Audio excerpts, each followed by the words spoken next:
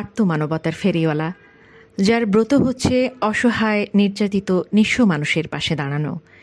এবার তিনি অদম্য মেধাবী এসএসসি পরীক্ষার্থী শারীরিক প্রতিবন্ধী জাহিদুল ইসলামের পাশে দাঁড়িয়েছেন।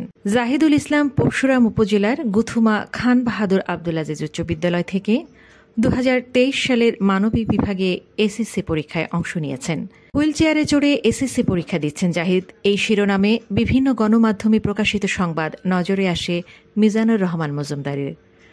গত 24 মে পরশুরাম উপজেলার আওয়ামী লীগ কার্যালয়ে অদম্য মেধাবী জাহিদুল ইসলামকে অত্যাধুনিক হুইল চেয়ার উপহার দেন তিনি। হুইল চেয়ার উপহার পেয়ে আনন্দে আত্মহারা হয়ে ওঠেন জাহিদ। আমার যখন ওই ভ্যান গাড়িটা আসছিল তখন স্কুলে যেতে অনেক কষ্ট হইতো, নষ্ট হয়ে যেতে বারবার। এখন মিজানুর রহমান স্যার আমাকে যে ইলেকট্রিক গাড়িটা দিয়েছে ওটা দিয়ে আমি স্কুল কলেজে যেতে অনেক সুবিধা হবে। শারীরিক প্রতিবন্ধীরা পরিবার, সমাজ ও রাষ্ট্রের বোঝা নয়। একটু সহানুভূতি, সহযোগিতা পেলে তারাও আত্মনির্ভরশীল হয়ে সম্পদে পরিণত হতে পারে।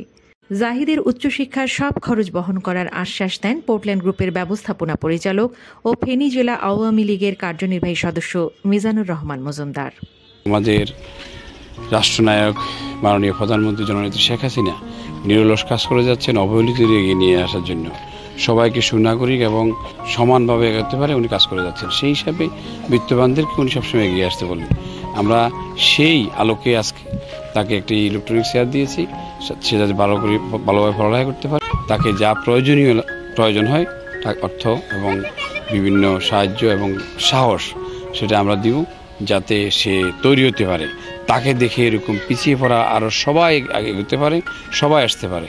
আর বিত্তবানদের কাছে আমার অনুরোধ থাকবে, সবাই যাতে এরকম এগিয়ে আসলে আমরা সবাই সমস্বরে সমভাবে সমাজে সুনাগরিক হিসাবে এবং সুপ্রতিষ্ঠিত হতে পারবো। আমরা সুপ্রতিষ্ঠিত হওয়া মানি সবাই একাত্রে, তাহলে সমাজ এবং রাষ্ট্র একাত্রে উন্নত হবে। শারীরিক প্রতিবন্ধী জাহিদকে অত্যাধুনিক হুইল চেয়ার প্রদান অনুষ্ঠানে প্রধান অতিথি হিসেবে উপস্থিত ছিলেন ফেনী জেলা পরিষদ চেয়ারম্যান খায়রুল বশর মজুমদার তপন। এছাড়া উপস্থিত ছিলেন পরশুরাম উপজেলা আওয়ামী লীগের যুগ্ম সাধারণ সম্পাদক এম শফিকুল হোসেন মহিম, কাউন্সিলর এনামুল হক এনাম ও আব্দুল মান্নান লিটন, যুবলীগ নেতা আশিক ইকবাল অপু, রুবেল নিজাম সহ অন্যান্যরা।